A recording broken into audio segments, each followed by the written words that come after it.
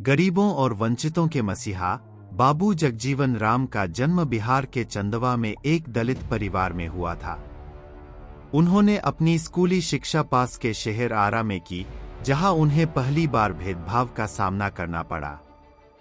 उन्हें अछूत माना जाता था और उन्हें अलग बर्तन से पानी पीना पड़ता था। जगजीवन राम ने मटका फोड़कर इसका विरोध किया। इसके बाद प्रिंसिपल को स्कूल से अलग पॉट हटाना पड़ा। उनका संबंध दलित समुदाय से था।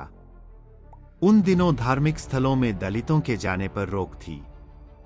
जननेता होने की वजह से उनको तो जगन्नाथपुरी मंदिर में जाने की अनुमति दी गई, लेकिन उनकी पत्नी समेत और लोगों को अनुमति नहीं मिली। इसलिए जगजीवन राम ने भी मंदिर में प्रवेश करने से इनकार कर दिया। उनकी पत्नी इंद्राणी ने अपनी डायरी में इस घटना का उल्लेख किया था। उन्होंने लिखा था, इस घटना की वजह से भगवान के दर्शन की मेरी तमन्ना अधूरी रह गई। अगर वह अपने भक्तों से भेदभाव करते हैं तो वह विश्व के देवता कैसे हो सकते हैं। 1925 में जगजीवन राम की मुलाकात विद्वान पंडित मदन मोहन मालवीय से हुई और वे उनसे बहुत प्रेरित हुए। मालवीय जी के निमंत्रण पर वे बनारस हिंदू विश्वविद्यालय में शामिल हो गए। यूनिवर्सिटी में भी जगजीवन राम को भेदभाव का सामना करना पड़ा। इसने उन्हें समाज के एक वर्ग के इस तरह के सामाजिक बहिष्कार के खिलाफ विरोध करने के लिए प्रेरित किया। उन्होंने अन्याय के विरोध में अनुसूचित जातियों को भी संगठित किया। एक बार मदन मोहन मालवीय का आरा में एक स्कूली समारोह में जाना हुआ। बनारस हिंदू यूनिवर्सिटी के संस्थापक वहां जगजीवन राम से मिले। संस्कृत पर जगजीवन राम की जबरदस्त पकड़ होने से मालवीय काफी प्रभावित हुए। उन्होंने बाबू जगजीवन राम को यूनिवर्सिटी में पढ़ने के लिए आमंत्रित किया। उन्होंने बीएचयू में दाखिला ले लिया और पढ़ना शुरू किया। वहां उनको हॉस्टल, मेस से लेकर क्लास तक में भेदभाव का सामना करना पड़ा।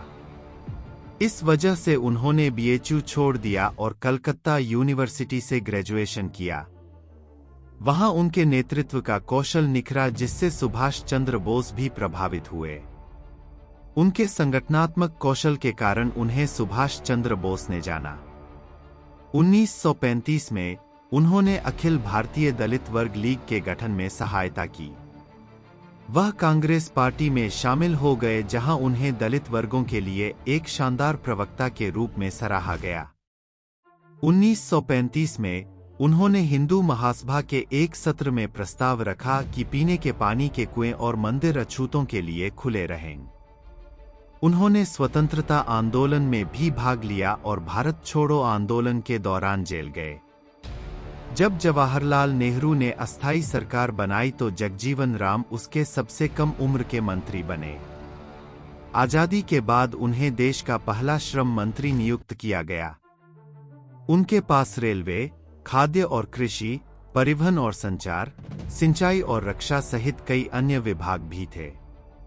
उनके रक्षा मंत्री रहते ही 1971 का भारत पाकिस्तान युद्ध लड़ा गया था। आपातकाल के बाद जब मोरारजी देसाई प्रधानमंत्री बने तो वह भारत के उप प्रधानमंत्री भी बने।